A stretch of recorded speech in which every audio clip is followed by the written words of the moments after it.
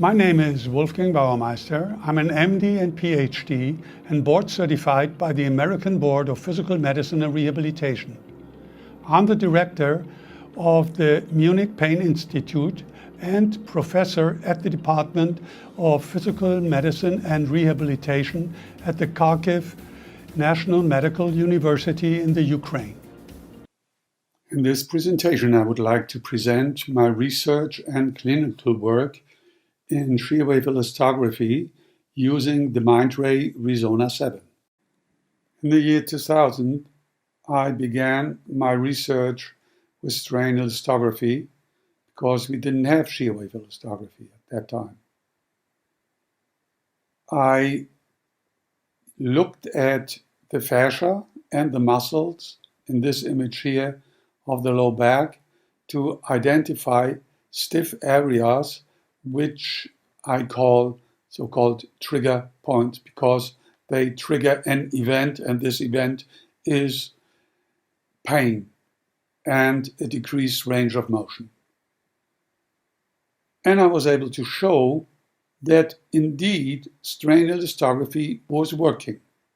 We had a laboratory setup, very low resolution, but it worked, and I was able to show that if I apply shock waves to those stiff areas, that they soften up and that I could see the effect in the elastography.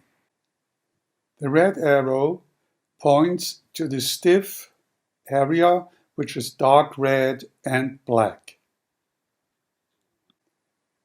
After the shockwave treatment, the color turned bright red and yellow, indicating softness. It took many years until we had ultrasound devices which were able to do the strain elastography, and so I had to wait for a long time to be able to visualize trigger points. One major drawback of strain elastography is the operator dependency. Therefore, I designed a computer-driven actuator which took out all the variability of manual compression and decompression, and that resulted in very stable images. When we work with shear wave elastography, we are relatively operator independent.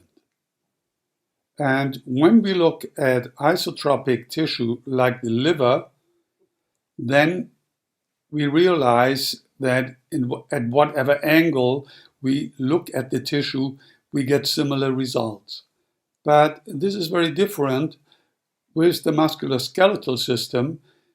There we have anisotropic conditions, meaning when we look at the direction of the muscle fiber, basically we look along the muscle fiber and then we turn the probe to 90 degrees and look at a cross-section, we get totally different values. And this is a little bit more difficult to deal with musculoskeletal evaluation with shear waves. So you have to be relatively accurate, and in order to reproduce images and compare images, you have to basically use the same alignment. Why should we bother to do musculoskeletal elastography? Well, the reason is we have 13 million people with chronic pain problems, and most of them are of musculoskeletal origin. But the problem is we do not see the physical properties in normal ultrasound, MRI, or computerized tomography. For doctors and patients, seeing is believing. But when you don't see trigger points, you do not believe that they exist. Physical therapists, massage therapists, body workers of all kinds, they palpate the fascia and they palpate the muscles, they look for stiff areas, and base their therapy on those findings, but they can only palpate superficial areas, they cannot quantify it, and deep areas are hidden because the fingers can't feel it. There is a general agreement in medicine that we need to get rid of those stiff areas, but if we don't even know where they are, how can we help our patients? So in general, flexibility equals musculoskeletal health, stiffness equals dysfunction, pain, and disability. So conventional imaging assesses the structural integrity of the tissue, like tears, swelling, induration of fat, and elastography imaging assesses the elasticity, the physical properties. More and more researchers look at the role of fascia and muscle and their role in sports medicine and pain. There seem to be many factors which influence the stiffness of fascia. One major contributor can be stiffness through overuse in sports or through work or, for example, through surgery. These are factors which can lead to tissue injury. The next factor can be neuromuscular disease, which can lead to the development of trigger points in the fascia. Cross-linking in fibrosis can be another important contributing factor to fascial stiffness. Now let's look at the elasticity of muscle. So overuse is the major contributor to dysfunction, pain, and disability. And the reaction to overuse is a neurogenic inflammation. Since we cannot separate fascia and muscle fibers from each other, we have to look at them all together, and this is what we can do with the shear wave elastography. Even though neurogenic inflammation is the basic reaction of the body to any type of injury or organ illness, most doctors don't know anything about it. They oftentimes don't even know this term. When we deal with small areas of neurogenic inflammation, we call them trigger points, and if the inflammation is in large areas, we call them trigger areas. When we overuse the muscle, then this is being registered like a noxious signal, which then gets registered by the nociceptor. As a result, substance P, calcitonin gene-related peptide, and somatostatin is being released from the nociceptor. As a next step, plasma permeates through the blood vessel walls, resulting in edema. Next, bradykinin and prostaglandins are released. The inflammatory substances sensitize the nociceptors so they become overly sensitive. Already very small stimuli cause pain. The initial edema that was pointed out by point 1 causes a compression of the blood vessels, especially the venules, which then decreases the blood circulation and causes through the accumulation of protons and acidosis. Acidosis is very important because the higher the acidosis, the more pain signals are being referred to the central nervous system.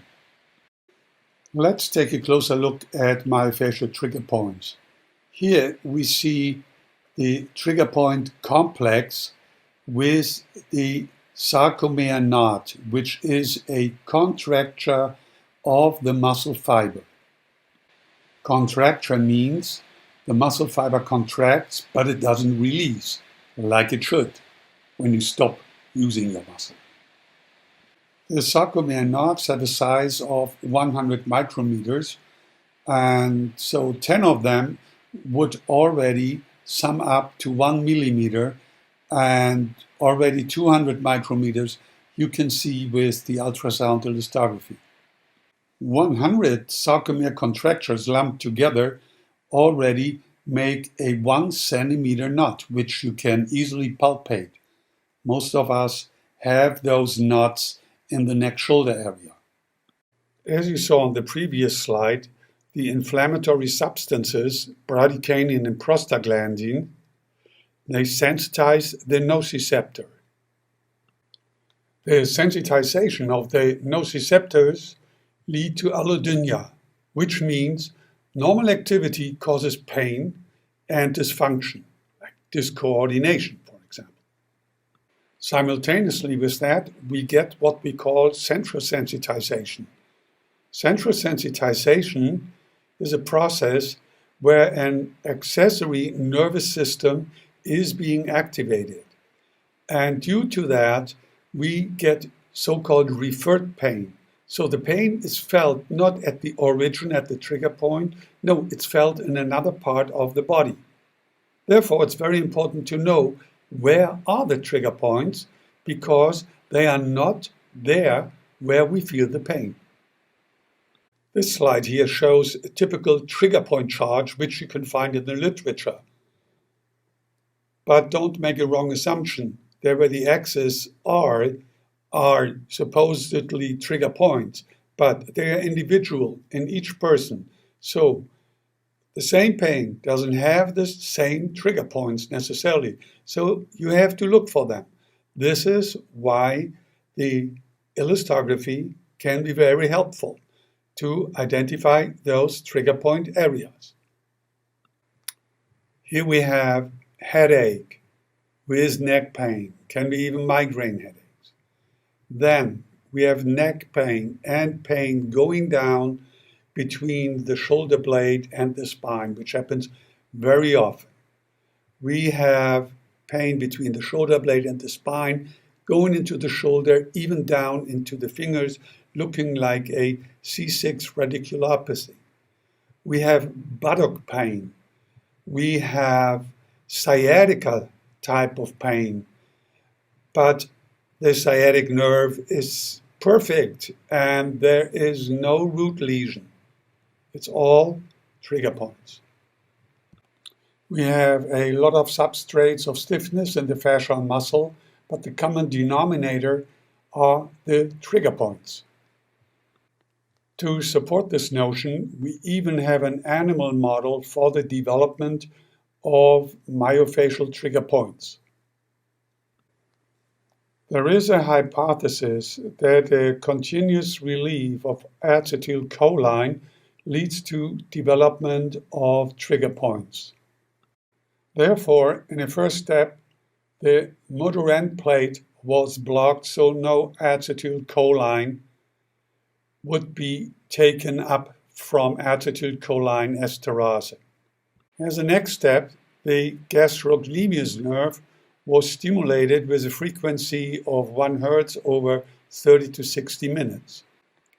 So the outcome was not as expected. The expectation was that around the motor end plate, trigger points would develop, but that was not true. But what was found is a lot of muscle fiber tears and so-called sarcomere contractures, as you saw before in the trigger point complex model. To prove that trigger points are related to neurogenic inflammation and that the area around trigger points has a neurobiochemistry, a microanalytical measuring of the biochemical milieu was done. A defined dilution was pumped into the trigger point area, and in the outflow catheter, the dilute was analyzed over a period of 30 minutes. After about 5 minutes, the pH was as low as 4.3 and very high levels of all the substances of neurogenic inflammation were found. As stated before, the trigger points are not the areas where the pain is felt. So trigger point sites and pain sites are not identical. Therefore, when we have pain, we have to find the trigger point area where the pain is coming from as referred pain. We have different methods to measure stiffness of tissue, but the best method I find is to use elastography, because what we measure we can see. In the scientific literature, we find a lot of stiffness values, but how valid are they? What are the differences depending on the manufacturer of the devices? How do they process the images? How do they generate them? What effect has the push beam frequency and the varying intensity? The size of the region of interest is very, very different from teeny tiny small to large, like we have with the Arizona 7. A lot of researchers exclude stiff areas like trigger points because they do not know how to interpret them, since they don't know trigger medicine. Then nobody looks at what's the minimum, what are the maximum values, and what are the number of trigger points. Those are all things we need to consider in order to get a better understanding of how we can use shear wave elastography. When we look at the mean ranges of stiffness in the literature and compare it to our findings in, let's say, soccer players or special forces, policemen, or in pain patients, we get very different results. So now, how do I put everything into practice? Now, I have pain patients, I have people with sports injuries, but pain in sports injuries is mostly the problem which stops athletes to perform optimally. So first, we assess the range of motion of the spine and the joints just to get a general idea of where do we have limitations. Then, with elastography, we scan the entire body. In the beginning, mostly the back line from the neck down to the feet. And we always compare left to the right because we don't know what's normal, what's not. So we use the patient as its own control. So we look for trigger areas with the highest degree of stiffness, regardless of where the pain is. And we treat those areas, and we see in the outcome that we have an average of a 98% of success with chronic pain patients and with sports injury patients when no other therapies have helped before. In the next visit, typically 1 week later, we check the areas which we treated, if we still find the trigger points, and then we check other areas to determine where we have to treat. We continue the treatments in weekly intervals until the patient feels better and we find that most trigger areas are gone. Typically, we treat about 20 areas within 10 visits. So it takes around 2 to 3 months to get a patient better. Besides the clinical work, I have several research programs going. One is with young soccer players at the age of 15 who are members of the football club Bavaria in Munich. They want to become professional soccer players, and this program is designed to lay the groundwork for follow-up studies to be able to identify when do injuries occur. Mostly we deal with overuse injuries, and we hope with the help of the shear wave elastography to identify markers which show us which player is at risk. Another research project which is underway is with special forces of the police. We have 70 policemen there who have to carry heavy armor, have a very high workload, do a lot of sports, a lot of training to be fit, and then they do in their free time even excessive sports. So this is a very interesting population, and we look at a number of muscles. Then they go through a mobility routine program of 3 months, which has been finished, and we are looking at the results before and after. Now, what kind of images do we get when we do the shear wave elastography? Here is an example of the upper trapezius, where we compare the left to the right side.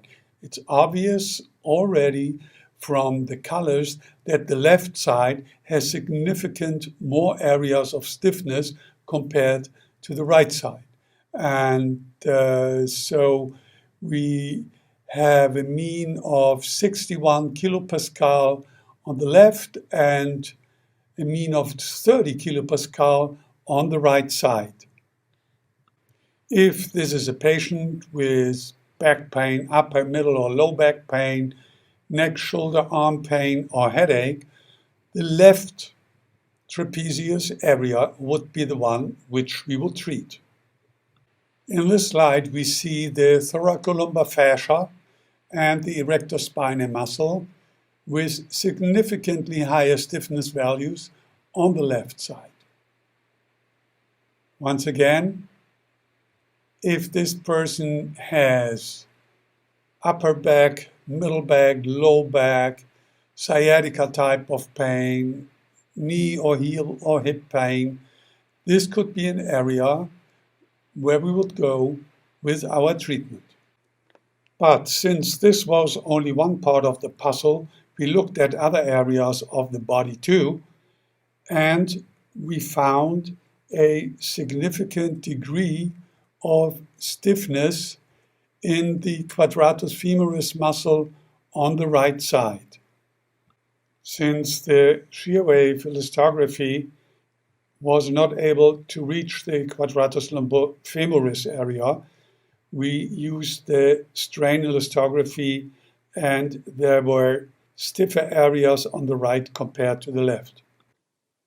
After I treated the right quadratus femoris muscle with repetitive peripheral magnetic stimulation, the result was that we had a significant decrease after 2 days in the left thoracolumbar fascia. The stiffness went down from 47 kilopascal to 12 kilopascal. And remember, I did not treat that area, I treated the right quadratus femoris. The quadratus femoris is located in the buttock area. It's between the ischial tuberosity and the trochanter major. In conclusion, I hope that I was able to get the message across that elastography can identify trigger points, and that this diagnostic method can be used to base therapy on it for pain problems and for injury prevention.